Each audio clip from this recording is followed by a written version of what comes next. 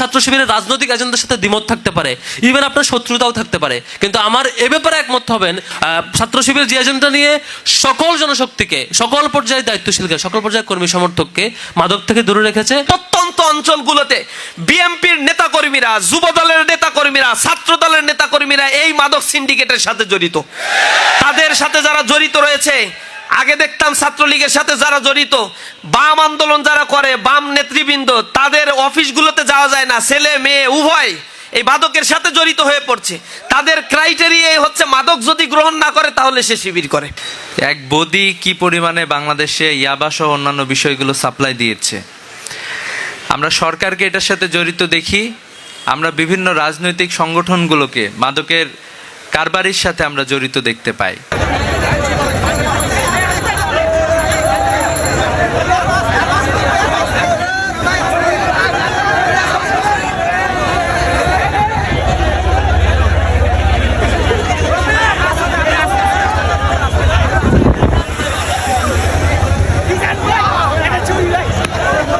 শাহবাগে কাটাবনে আমাদের যে শৃঙ্খলা বিভাগের ভাইয়েরা আছেন, ভাইয়েরা সেখানে আপনাদের জন্য পানির ব্যবস্থা রেখেছেন। আপনারা পথে দৌড়াইতে দৌড়াইতে ক্লান্ত হলে আপনারা পানি খেতে পারেন।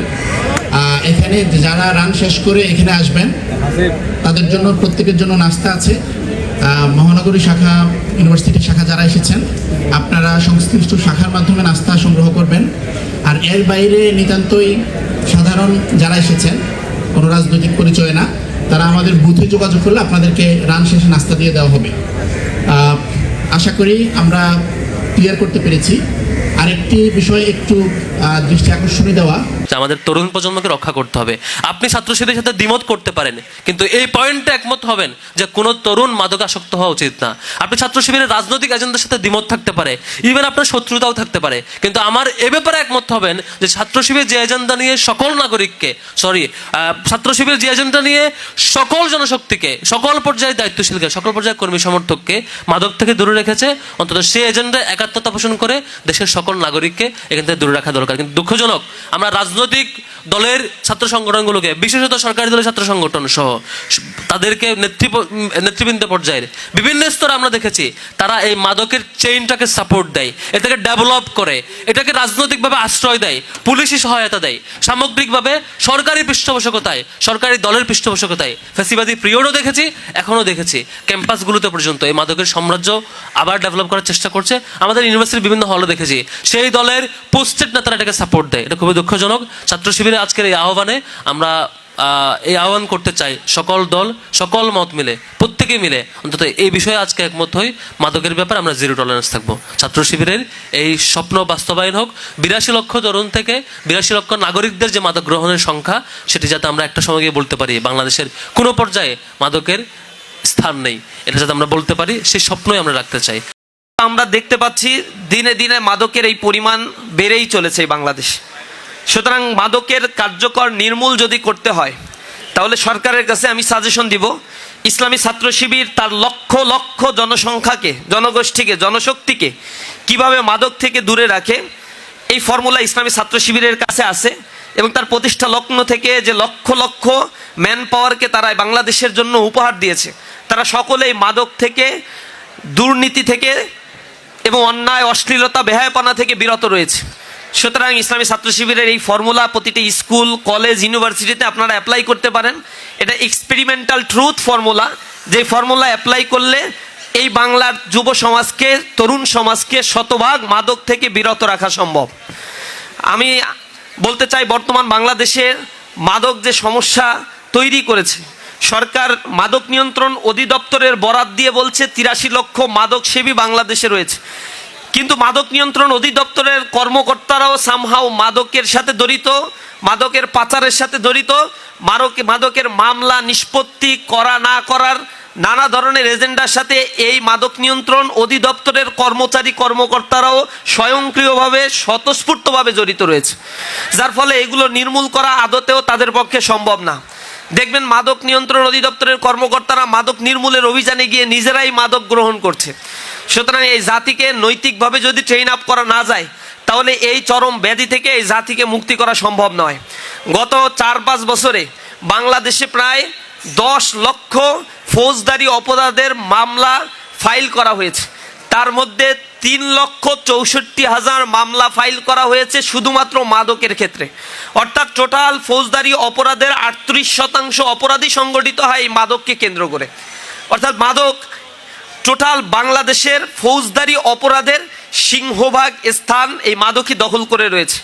মাদকের কারণে প্রতি বছর অ্যাভারেজে $441 মিলিয়ন অবৈধভাবে বাংলাদেশ থেকে পাচার হয়ে যায়। বাংলাদেশ এমন একটা হাবে অবস্থান করছে যেটা মাদক পাচারের জন্য খুবই গুরুত্বপূর্ণ স্ট্র্যাটেজিক্যাল একটা পয়েন্ট। ক্রিসেন্ট হাব বলা হয় এটাকে। এই হাবটাকে যদি শক্তভাবে নিয়ন্ত্রণ না করা যায় তাহলে মাদক নিরাময় এবং নির্মূল করা আদতেও সম্ভব নয়। মাদকের বিরুদ্ধে কথা বলতে গিয়ে প্রতিনিয়ত শত শত মানুষ আহত হচ্ছে, হত্যার শিকার হচ্ছে।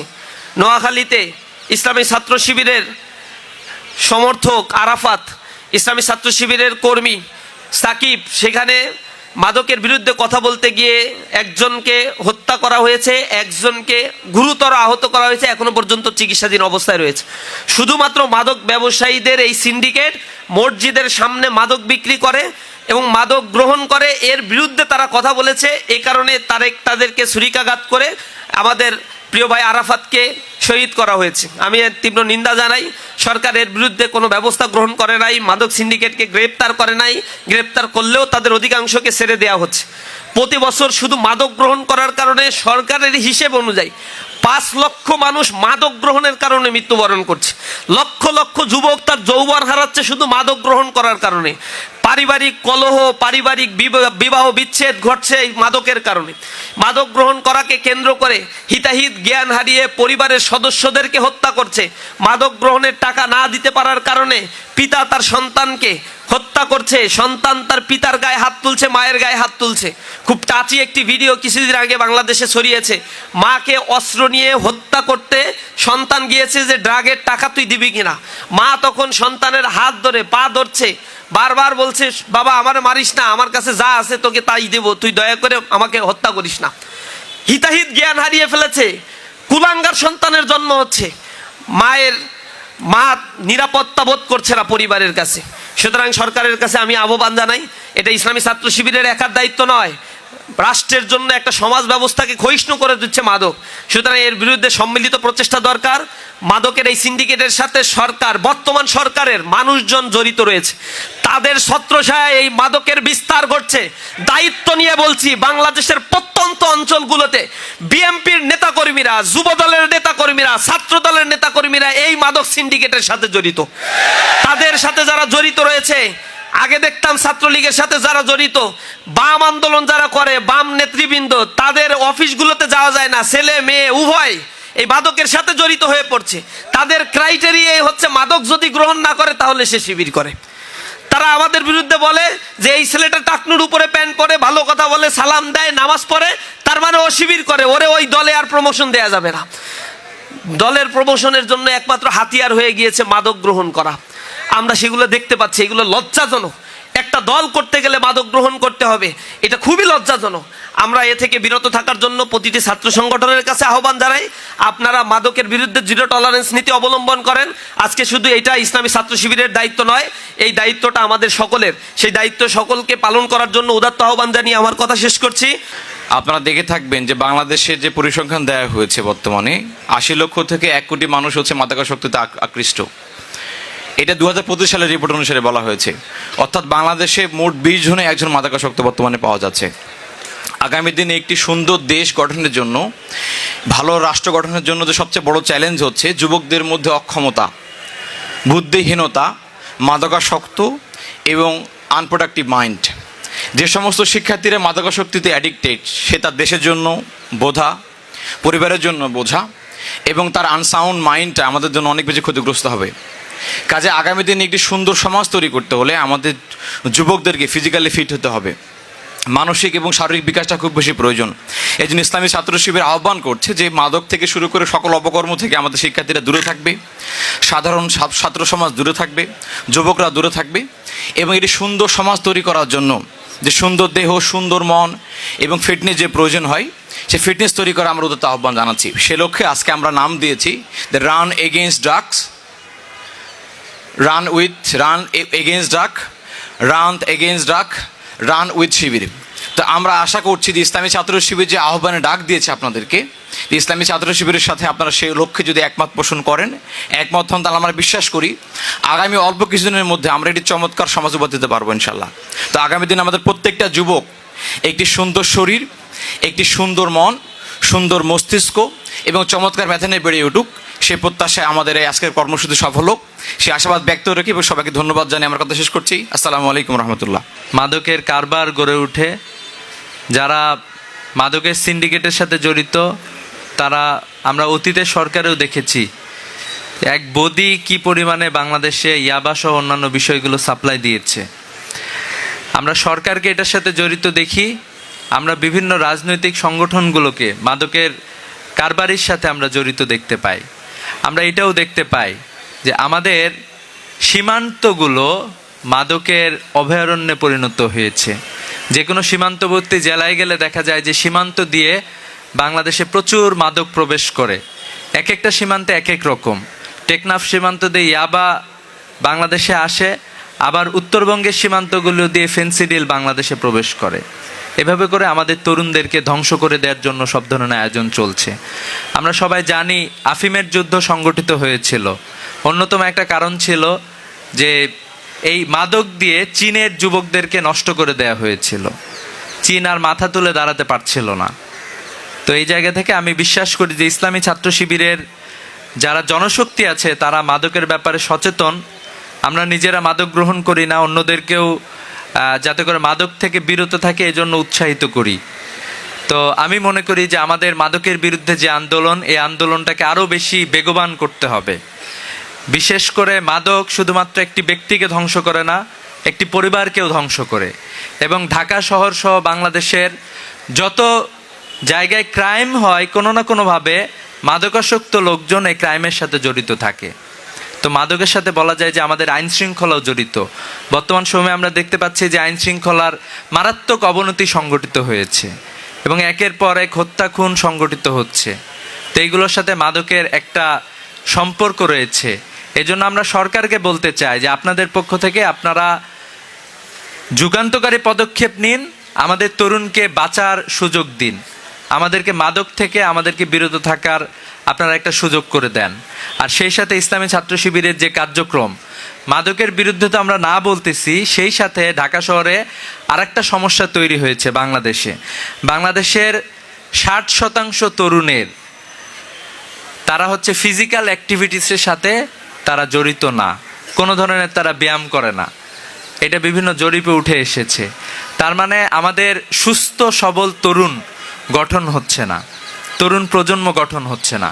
তো এই জন্য আমি বিশ্বাস করি যে ইসলামী ছাত্র শিবিরের এই যে অগ্রযাত্রা, ফিজিক্যাল ফিটনেস, এই সকল বিষয়গুলো অব্যাহত থাকবে ইনশাআল্লাহ। আপনারা যারা এই প্রোগ্রামে যুক্ত হয়েছেন তাদেরকে স্বাগত জানাই। আসসালামু আলাইকুম ওয়া রাহমাতুল্লাহ। একটি বেদি আজকে আমাদের সমাজের যত সমস্যা, এই সমস্যার উৎপত্তি হচ্ছে মাদক থেকে। রাষ্ট্র মাদকের বিরুদ্ধে একদিকে প্রচারণা চালায়, আরেক দিকে মাদক নির্মূলে কার্যকর কোনো ব্যবস্থা আজকে পর্যন্ত রাষ্ট্র গ্রহণ করতে ব্যর্থ হয়েছে। আমরা যখন কারাগারে ছিলাম আমরা দেখেছি যেই ব্যক্তি মাদক গ্রহণের কারণে কিংবা মাদক ব্যবসার কারণে কারাগারে গিয়েছে, সেই ব্যক্তি কারাগারে গিয়েও সে মাদকের ব্যবসা করে।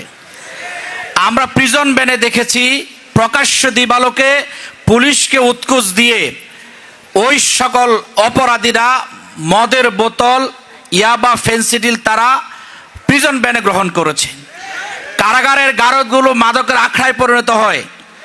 একজন সামান্য ওই গাঞ্জা সেবনকারী যখন কারাগারে যায়, সে বড় মাদক ব্যবসায়ী হিসেবে সেখান থেকে বের হয়ে আসে।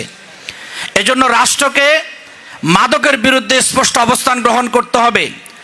রাষ্ট্রকে মাদকের বিরুদ্ধে জিরো টলারেন্স ভূমিকা পালন করতে হবে। রাষ্ট্র যদি ব্যর্থ হয়, আমি ইসলামী ছাত্র শিবিরকে অনুরোধ করব, আজকে তারা রান এগেইনস্ট ড্রাগ ঘোষণা করেছে। আগামী দিনে রাষ্ট্র যদি ব্যর্থ হয়, ইসলামী ছাত্র শিবিরকে ফাইট এগেইনস্ট ড্রাগ ঘোষণা করতে হবে। আমরা মাদকের বিরুদ্ধে যুদ্ধ করতে চাই। মাদক শুধু একজন যুবকের জীবন ধ্বংস করে না, তার পরিবারকে ধ্বংস করে, আগামীর প্রজন্ম ভবিষ্যৎকে ধ্বংস করে, রাষ্ট্রের স্থিতিশীলতাকে নষ্ট করে। আমরা মাঝে মধ্যে পত্রিকা খবর পাই রাষ্ট্রের রাজনৈতিক নেতৃবৃন্দ যারা, তাদের ছত্রছায়ায় মাদকের ব্যবসা এই সমাজে পরিচালিত হয়। আমি বিশ্বাস করি রাজনৈতিক নেতৃবৃন্দ যদি মাদকের বিরুদ্ধে জিরো টলারেন্স ভূমিকা পালন করে, এই বাংলাদেশে কখনো মাদকের ব্যবসা থাকবে না ইনশাআল্লাহ। তার পাশাপাশি রাষ্ট্রের যারা সীমান্তে নিরাপত্তার দায়িত্ব রয়েছেন, আমার রাষ্ট্র থেকে ডিজেল পাচার হয়ে যায়, তেল পাচার হয়ে যায়, ঔষধ পাচার হয়ে যায়, গুরুত্বপূর্ণ কাঁচামাল পাচার হয়ে যায়, আর বিদেশ থেকে আমার যুবকের জন্য ড্রাগ আসে, ফেন্সিডিল আসে। এটাকে প্রতিরোধ করার জন্য সেখানেও জিরো টলারেন্স ভূমিকা পালন করতে হবে। আমি বিশ্বাস করি আজকে তরুণ প্রজন্ম মাদকের বিরুদ্ধে যে তার স্পষ্ট অবস্থান, এই স্পষ্ট অবস্থানকে আরো শক্তিশালী করতে হবে। ইসলামী ছাত্র শিবিরকে এক্ষেত্রে কার্যকরী ভূমিকা পালন করতে হবে। আজকের এই চমৎকার আয়োজনের জন্য জামাত ইসলামী যুব বিভাগের পক্ষ থেকে ইসলামী ছাত্র শিবিরকে অন্তরস্থল থেকে ধন্যবাদ জানিয়ে আমি আমার বক্তব্য শেষ করছি।